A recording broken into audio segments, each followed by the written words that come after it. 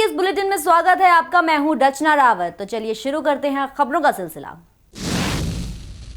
सिद्धार्थनगर जिले में आशा बहुओं ने प्राथमिक स्वास्थ्य केंद्र पर जलभराव को लेकर सत्याग्रह शुरू कर दिया है। इसी को लेकर वो पानी के बीचों बीच खड़े होकर विरोध जता रही है।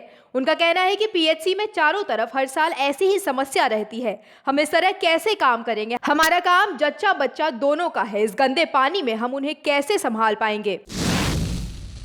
राष्ट्रीय लोकदल पार्टी का प्रदेश में किसानों की समस्याओं को लेकर प्रदर्शन है, लेकिन अलीगढ़ में पार्टी के जिलाध्यक्ष चौधरी कल्याण सिंह व महानगर अध्यक्ष व प्रदेश उपाध्यक्ष ने रालोद पार्टी से इस्तीफा दे दिया है।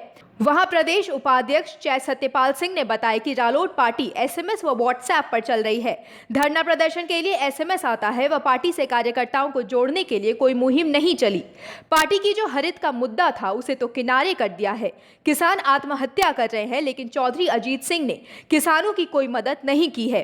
इस पार्टी में कोई मान सम्मान नहीं बचा है। इस जिले में पार्टी के 3 विधायक रह चुके हैं। वहीं इन नेताओं का कहना है कि वह विधानसभा चुनाव में चाहते तो पार्टी छोड़ सकते थे, लेकिन हमने धोखा नहीं दिया। चाटुकार लोगों से पार्टी नहीं चलेगी।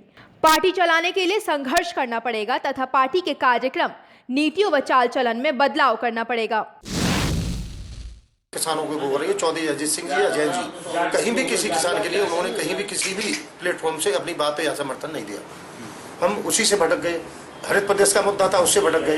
रही मान सम्मान की बात, अब तो मान सम्मान भी पार्टी में हमारा बच नहीं था, इसलिए हमने हम पहले इस्तीफा तो पहले देना चाहते थे, लेकिन कुछ लोगों को हमने टिकट दिलवाई थी, इसलिए उनको लड़ा के और इस समय इस्तीफा दे रहे हैं जहां हमें किसी की जरूरत नहीं है। लेकिन हम यहाँ बहुत परेशान है और हमारा जो है सांस जो लेने को मदद नहीं हो रही, इसलिए हम राष्ट्रीय लोकदल से इस्तीफा देंगे। उसके बाद अब सब लोगों से, अपने कार्यकर्ताओं से पूछेंगे, उसके बाद हम राजनीति की आगे डगर कौन सी होगी वो बताएं।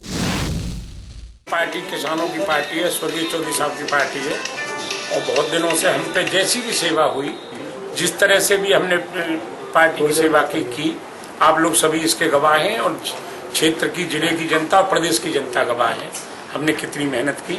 लेकिन बड़े दुर्भाग्यपूर्ण स्थिति ये है कि जो मेन सिद्धांत हैं हमारे, किसानों के लिए, गरीबों के लिए लड़ना, सड़कों पर उतरना, इसको ही विगत कई सालों से ये पार्टी भटक गई।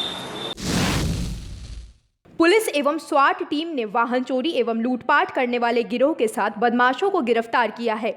एक सूचना के आधार पर पुलिस ने चेकिंग के दौरान 7 अंतर्राज्यीय वाहन चोरी एवं लूटपाट करने वाले गिरोह को गिरफ्तार कर लिया है। इस गिरोह में एक महिला भी शामिल है। पकड़े गए बदमाश अंतर्राज्यीय वाहन चोर है।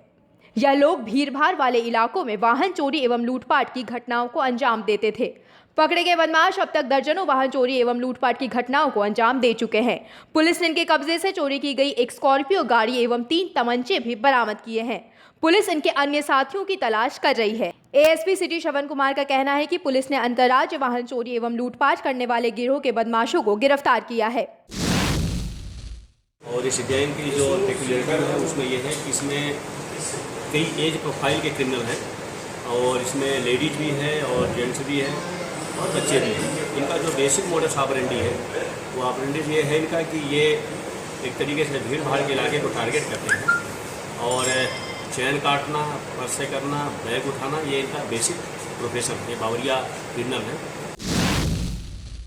जनपद के भोगांव क्षेत्र के ग्राम मैनपुरी रोड पर रफ्तार टैंकर ने 3 मोटरसाइकिल सवार युवकों को गंभीर रूप से कुचल दिया। 2 युवक सोनू और राजकुमार की मौके पर ही मौत हो गई। वहीं विपन गंभीर रूप से घायल हो गया और मौके पर पहुंची पुलिस ने विपन को इलाज के लिए जिला चिकित्सालय में भर्ती कराया और शवों को पोस्टमार्टम के लिए भेज दिया।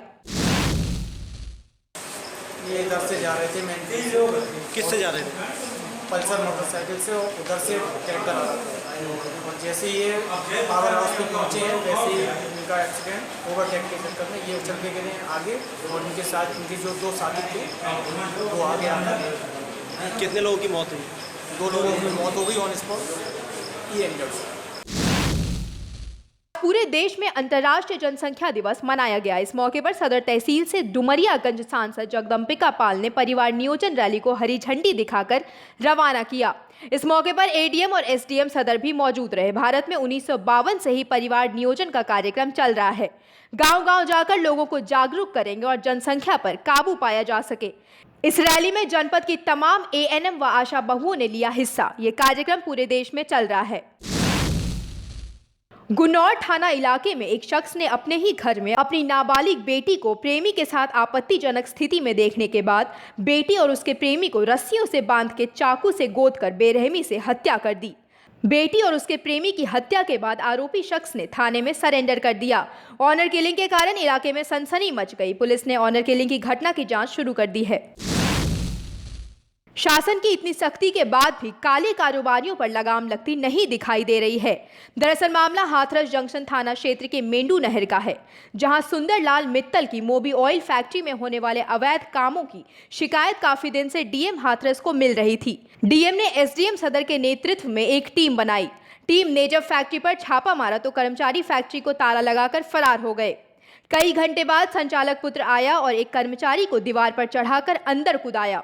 एसडीएम सदर ने अंदर काफी अनियमितताएं देखी। पुराने ऑयल और अन्य कामों में प्रयोग होने वाली पानी को भूगर्भ में डाला जा रहा था, जिसके कारण जल स्रोत प्रदूषित हो रहा था और कुछ अवैध रसायन भी मिले, जिनका सैंपल एसडीएम सदर ने भरवाकर टेस्टिंग के लिए भेजा है। वहीं उन्होंने ये भी बताया कि संचालक ने माना है कि वह लोग गाड़ियों से निकाले गए मोबी ऑयल को रिफाइन कर मार्केट में बेचते हैं। अब देखना यह होगा कि जिस निष्पक्ष तरीके से जांच की गई है, क्या उसी तरह जांच के रिजल्ट भी निष्पक्ष आएंगे।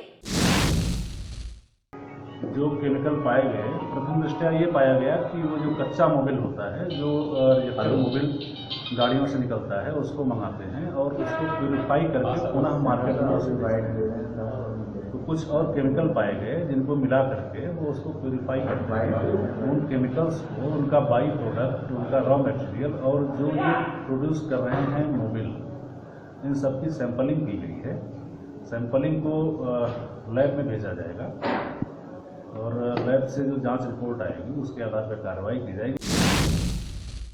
दिन दहाड़े चोरों ने दिया लूट की घटना को अंजाम। मामला मंगलवार दोपहर कानपुर के बर्रा थाना क्षेत्र के शास्त्री चौक का है, जहां एक मोबाइल शॉप में चोरी की घटना सामने आई है। जानकारी के अनुसार शॉप बर्रा 3 निवासी जीपी खरे शिक्षा विभाग से रिटायर्ड है।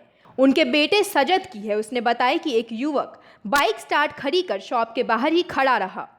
दूसरा शॉप के अंदर आया, जिसने बोला कि मुझे महंगा मोबाइल लेना है, जिस पर सजद ने एक सैमसंग का J7 और एक जियोनी का मोबाइल दिखाया। कुछ देर बात करने के बाद शातिर युवक मोबाइल छीन फरार हो गया। डायल 100 की सूचना पर पहुंची पुलिस और एसओ प्रदीप ने बताया कि सीसीटीवी फुटेज में लुटेरे साफ दिखाई दे रहे हैं। पीड़ित की तहरीर पर कार्रवाई शुरू कर दी है। एक लड़का मोबाइल देखने आया हुआ था यहाँ पर, उसने J7 मैक्स सैमसंग का और एक सैमसंग का वो जियोनी का P7 मोबाइल देखा। उसके बाद जब हम लोग दिखाने लगे, दोनों सील पैक डब्बे थे। बाहर उसका एक साथी खड़ा हुआ था गाड़ी स्टार्ट करके, उसने दोनों डब्बे यहाँ से उठाए और अचानक से भाग गया। में फिलहाल इतना ही। आप बने रहिए इंडिया क्राइम के साथ।